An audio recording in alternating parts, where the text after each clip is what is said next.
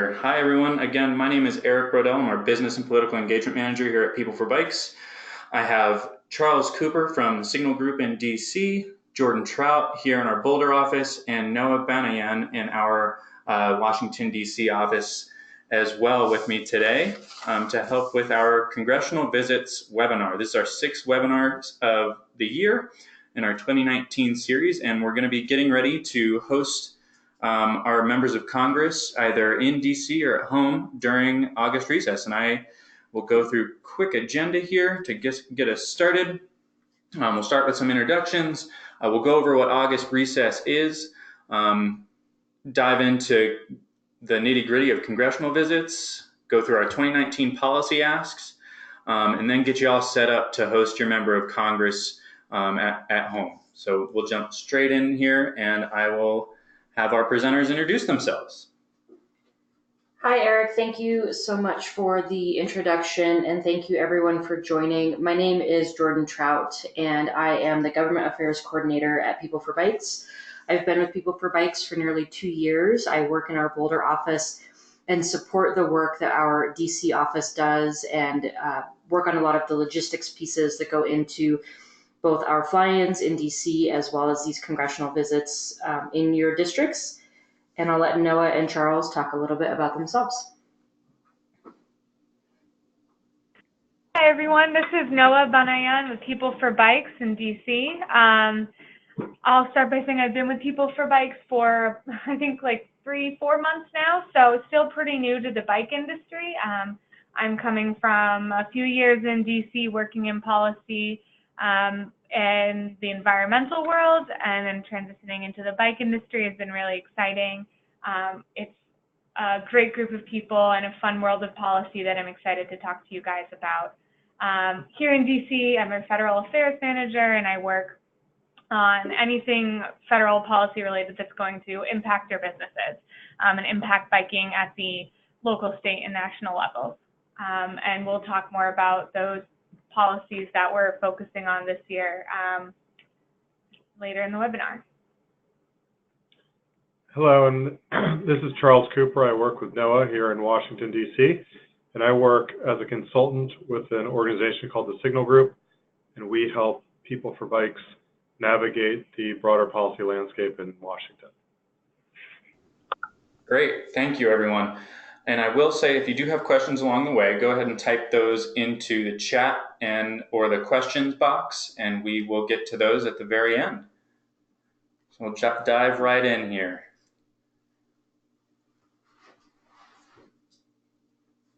So for those of you who might be wondering what is congressional recess, if that's not a term you're familiar with, we're going to go into it. So we call it a recess here in DC because those of us who work in DC get a break from Congress over August, but actually they're still working, and they call it their district work periods. They go home for the month of August to their districts and their states to meet with local businesses, be engaged in their community, make sure there's face time in town halls, and do their job at the local level. And so this is a fantastic opportunity for businesses that have local community engagement and impacts within the district to engage with your member of Congress while they're available to you and making time for these things, as well as make connections with their district offices, because it's just as important to have relationships with their staff in the district and at the state level. So that's why we sort of have this whole focus of making sure we have bike industry meetings with their members, with your elected representatives, so you can show off what your business is doing, what your shop is doing, and how you're engaging with your community and making not just a better place for biking, but a better place overall, and the economic impacts that you're having at the local level. And then they can take those stories and those numbers and bring them back to DC when they're working on federal policy come September. So it's an exciting time for you guys to get to work meeting with Congress while we don't have access to them in DC. Great, and thank you for that, Noah. One of the reasons that People for Bikes hosts webinars like this is to help you as manufacturers, distributors, suppliers, retailers have the tools so that even if you wanted to host your member of Congress, you didn't necessarily have to go through us to do so. We really believe that the most impactful stories come directly from you and your business. And so I want to talk a little bit about what it is to hold a congressional visit. And looking through the attendees here, I know some of you have already done this, and so hopefully this is just a refresher course. But basically, we would like to provide for you a template to invite your member of Congress, either your representative or either of your senators, to your district, to your facility, to your store, and give them a brief tour to kind of demonstrate what makes your business special, and then introduce some policy asks that we would like as an industry to move forward over the next couple of years. So we have provided a couple of pieces here. One of them is an industry visit invite template. This is kind of a tool to help you create that introduction to a scheduler if you didn't want to go through us. Of course, we're happy to make the introductions, so don't stress out about getting the language perfect. This is just a tool for you to use in case you wanted to invite your member on your own. You can also use this as a template to invite state and local officials to your facility as well, if that's something that you were interested in doing. Another piece is that once the invites are made, either through you or through us at People for Bikes, we would like for you to work with these schedulers and offices to kind of coordinate the best time. In the past, we've done a lot of that legwork, and it's a lot of emailing back and forth, and we think that it will just be a little bit more efficient if you, as the bike industry member, are able to kind of coordinate what dates and times work best for you. I also want to talk a little bit about if you schedule a meeting and if it's a staffer versus a representative or a senator. Staffers are really important. They do a lot of the legwork on the ground of drafting policy, sharing with their bosses kind of what's happening and what the lay of the land is in the district. And so if you get a staffer to visit instead of the member, that's just as important as having the member themselves there. So don't feel discouraged if you get an email back and hear that it's a legislative director or someone who is going to come out and visit. Additionally, sometimes they're too busy, and sometimes we won't get a visit, and don't stress too much about it because we can always try again next year or later in the year. And again, I just want to touch on a couple of the tools that we have here. We have 4 handouts. We have a policy ask sheet, the visit invite template, the PFB Congressional Visit template, and the Tariff one-pager. So these are just tools for you to utilize leading up to these visits. And the PFB Congressional Visit template memo is just an example. This is not our ask. It's an example that we used from last year when Mike Thompson visited Giant. And we just wanted to put that on there so that if you did need something like that prior to a confirmed visit, let us know and we can put together some more information for you. And now I want to talk a little bit about the anatomy of a meeting. There's a couple different pieces to this: introductions, substance, making the ask, which is talking about the policy points, and Noah will talk about it here in a few minutes, follow-up, and photos. Thinking about your introduction, when the member or their staffer arrives at your facility, make sure that you introduce yourself, everyone else who's participating in the meeting who works for your organization. Include your title, how long you've been with the company, some background on the company, and then also allow the member or staffer to introduce themselves, give a little bit of background on themselves.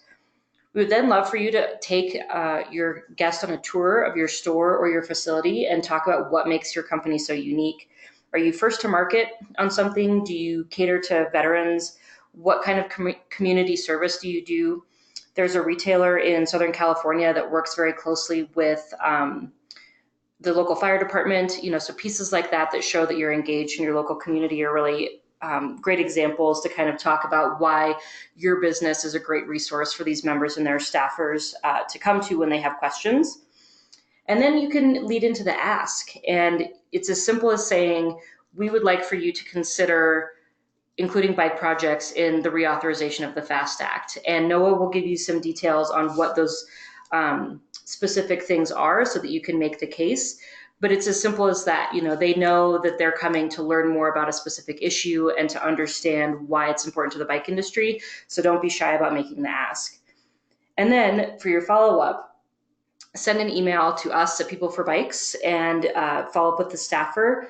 Let them know that you're always available as a resource for them. Ask what you can do to help the member or the staffer be better at their job, be better at these policymaking items that they're kind of going through. And of course, we would love photos, as many photos as possible, high resolution, action shots. Here's a photo of Pat Cunan with Brendan Boyle in Pennsylvania. These are really great. We'll feature them in blogs. We will feature them on PFB social media. We will feature them in emails. So it's a great way to show your customers and clients, as well as the industry at large, that you're really participating in this congressional outreach. And now we'll talk a little bit about policy initiatives, and we'll send it back to Noah and Charles in DC. Thanks, Jordan. So two policy areas that we are, here in DC, we're focusing on them now, but come August, it would be awesome for everyone at the sort of retailer, business, local level to also be putting these asks into your elected representatives. We're focusing on tariffs, because who isn't, and transportation, because that's obviously a key policy section for the bike industry. So I'm sure most of the folks on the webinar here are aware, and if not impacted by the China and EU tariffs. We'll get into that a little bit more here. So some quick background. The China tariffs are in effect in this sort of, in quotes, trade war that's happening. A little background, because of the U.S.'s fear and sort of investigation into Chinese theft of intellectual property in technological innovation, which isn't an issue for the bike industry, but unfortunately we are just one of many other industries feeling the consequences of the punitive tariffs coming from that investigation. So this is the Section 301 tariffs that are pursuant to the 1974 Trade Act, and that's what authorizes the President and the U.S. Trade Representative to make that investigation. So as you'll see in this table, so far round one covered GPS units, round two covered e-bikes and motors, round three was just a super broad tranche of bicycle-related products, and round four is even larger. Round four, actually this week, we have folks here in DC that are testifying tomorrow against the tariffs on behalf of the bike industry from People for Bikes and I think NVDA and several different companies. So we are, making the case already against, and we have been testifying and submitting letters against these tariffs and doing what we can here in DC. What's really important from your perspective, from the business perspective, is sharing the impacts that these tariffs are having on your company, your supply chain, your research and development, your personnel, and making those stories and those numbers really clear to your elected representatives if you have the opportunity to host one or their staff, and telling them that tariffs on the bike industry are a consumer tax and they stifle growth in the industry. They take funds away from the company's ability to do research and development internally on products, and it hurts jobs in the industry as well. And these are all things that your members do care about, and unfortunately there has been some fatigue in Congress on this issue, but the way to keep it alive is to make sure they're hearing from their constituents and the sort of big economic players in their district. Something to look out for on tariffs, by the end of the month, there's the G20 summit where there may or may not be a deal reached between US and China. And so that's something that we're tracking really closely, and we'll make sure we're updating our list to any, positive or negative developments in those talks. But that could change the tariff conversation by August, and that's something we'll make sure you all are updated on. And yes, if you have any questions on that, make sure to put them in the comments and we'll do our best to answer at the end. So moving on to the EU tariffs. This is as a result of the competition between US-owned Boeing and European-owned Airbus. Unfortunately, a few bike products ended up in that round of punitive tariffs for products in the EU, specifically cassettes and hubs. So if you don't already know if something that you sell or manufacture or import is affected, let us know and we can help you figure that out.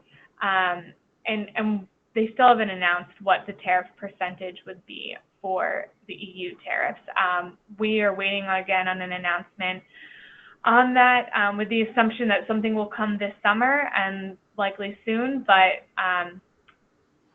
that is still unclear from the administration, unfortunately. Moving on to transportation, which is less of a risk and more of an opportunity area for the industry. So again, for some background, the FAST Act, Fixing America's Surface Transportation, is this product of a 6-year need to reauthorize funding for all surface transportation projects and maintenance across the country. So this is a sort of monster bill with so many things included in it, from highways to railroads to bike infrastructure and bike and pedestrian safety initiatives. So our ask to Congress has been here in DC, make sure our bike priorities are included in FAST, and we're doing that through other pieces of legislation that we're trying to get included, through supporting different language on these issues, et cetera. And our 3 biggest priorities that we are trying to get included in the FAST Act, you can see on the screen, Transportation Alternatives Program, Federal Lands Transportation Program, and then a general increase in funding for safety data. I'll say one quick line on each of those. Transportation Alternatives Program, I think, funds over half the bike infrastructure across the country. And so it's the largest source of funding for bike infrastructure, and we want to make sure that it is, pumped up with as much funds as we can get, and then that those funds are being used appropriately, used fully at the local level. And this is a great one because there's probably a TAP-funded project near where you live and near your company, and we can also help you find what that is so that you can then ask your member of Congress to take a look at this project, this bike lane, this greenway, and how great would it be if we had more of these in this area. Federal Lands Transportation Program, the ask on that is we're asking for a 5% set aside within the fully funded program for active transportation on federal lands.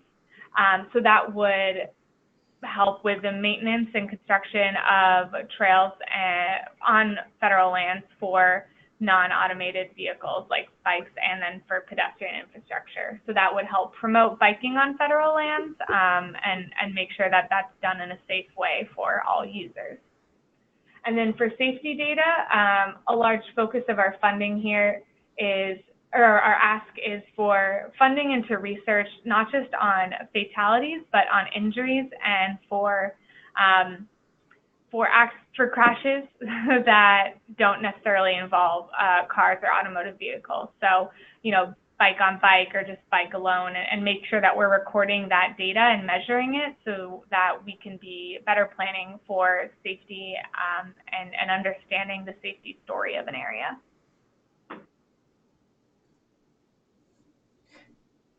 Great, thank you, Noah. And again, Noah has written up a FAST Act one-pager, and then same thing with the tariffs. And so those handouts are available attached to the webinar, and we'll send out an email as well with those items.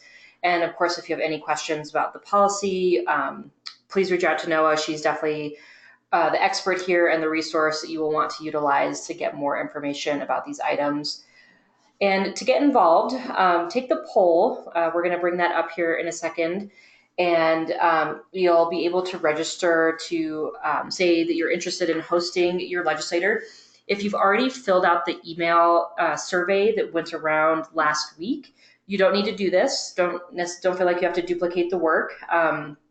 And basically what we'll do is we'll email everybody who responds yes to this poll with the survey, because it will provide us with a little bit of information about your business to help us set you up with the right members of Congress. And then also, again, to go back to the resources that are attached, we would love for you to take the initiative and invite your member of Congress. We are 100% standing by to connect you with the schedulers, the correct schedulers, and make the introductions if needed. But again, it will be a little bit more meaningful if it comes directly from you. So Noah and I will work to connect you with the right schedulers. You'll work together to find the right time to host your member of Congress, and then use the background information on tariffs infrastructure to help you make that ask when the legislators are in your building. And again, know that a meeting request doesn't always happen, and that's okay. We'll keep pushing. We'll continue to tell the story about how bikes are great, and we will continue throughout the year in other working periods, as well as next year, try and make another meeting happen. And if you respond yes to the poll that will be coming up, we will be in touch by the end of next week to help make those introductions, offer you assistance as we move forward with the August recess visits. Great, thank you, Jordan. We're going to take about 15 to 30 seconds to do this poll. It's pretty simple, so give it a go.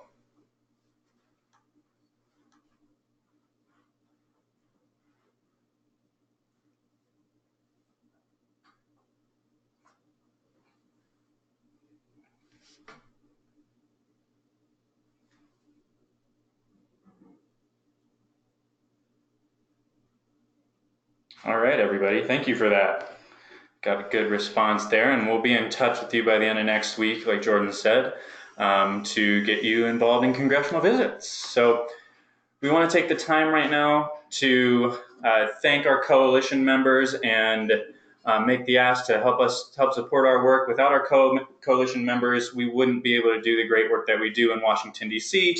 and all across the United States to build a better business climate for bikes, protect access for bikes on public lands, secure funding for that great bike infrastructure that you are so familiar with, and also you can get access to the most up-to-date information on the bike industry's wins and threats from our webinar series, our industry e-news, and beyond. If you're interested in joining the People for Bikes Coalition, please contact Rod Judd. His email address is right there on the screen, and it is rod@peopleforbikes.org.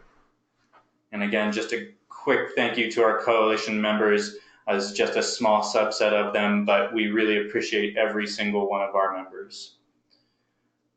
So now we'll open it up for questions here. Let's see what we've got. If anybody would like to send a question, and go for it. We don't have any right now. We'll give you a couple of minutes or a minute to think about those.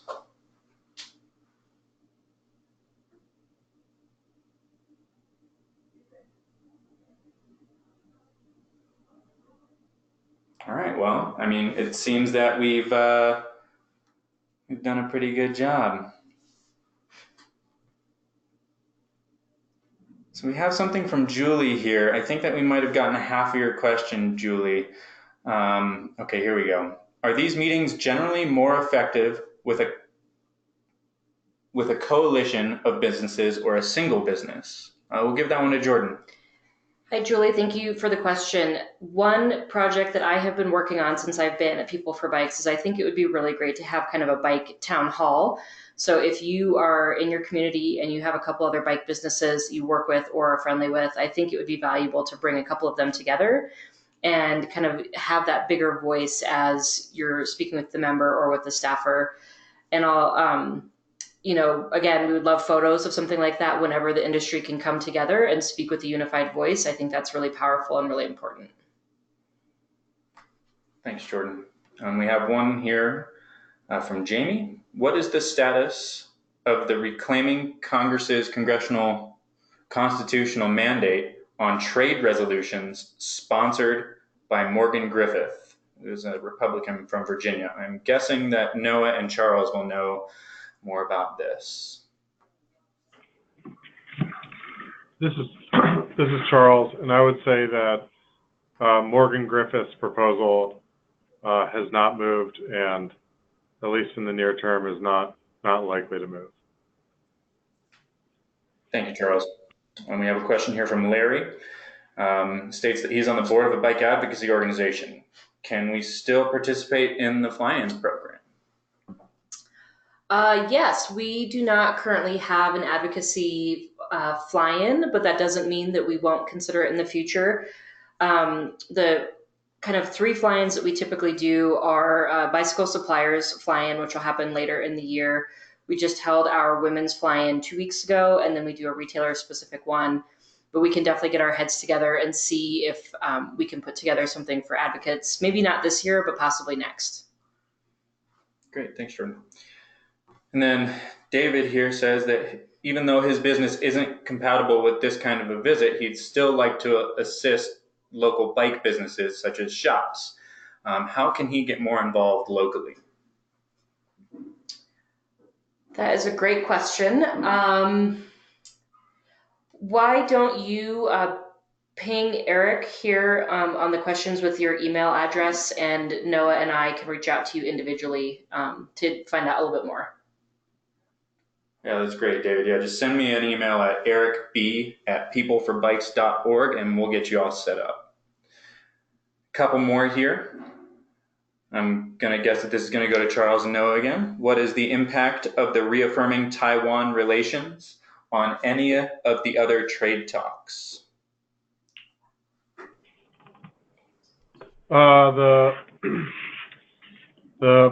Taiwan sort of official diplomatic relationship with the United States proposals are, it's a little unclear how that will impact ongoing trade talks, but the reality is we have our own trade relationship with Taiwan and we have a separate trade relationship with China. So not quite sure in the scope of the current existing trade talks how what impact it would have, other than to say, you know, I think the Chinese government would have some concerns with full diplomatic relationships with Taiwan. So it's a bit unclear, and a bit unclear as to what the path forward on that would be. Thank you, Charles. And then we have time for one more here. Do you have any additional information on the status of the Commuter Act for income tax credits?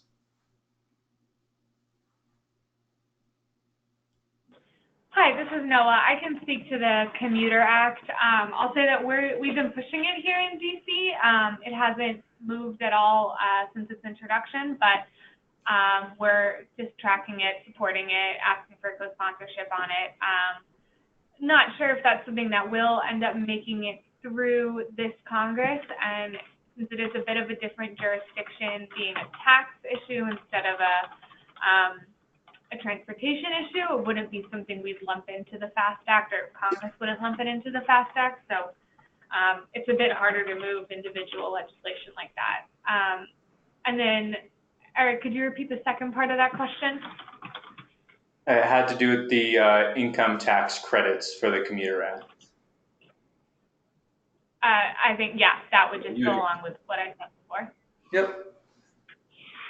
All right, well, that's 30 minutes on the mark here. Thank you, everyone, for participating today.